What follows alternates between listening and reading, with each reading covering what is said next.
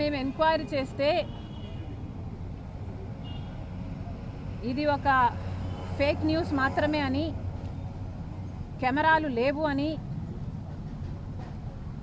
మాకు అర్థమైన విషయం. నిజంగానే కెమెరాలు లేవా, ఇది ఫేక్ న్యూసా అని మేము మల్టిపుల్ సోర్సెస్ నుంచి తెలుసుకోవడం జరిగింది. ఫేక్ న్యూసే కాబోలు అని మేము ఎందుకు అనుకుంటున్నాము అంటే, ఎందుకంటే 300 వీడియోలు పైగా రికార్డ్ అయ్యాయని చెప్పారు, కానీ ఒక్కటి కూడా బయటికి రాలేదు.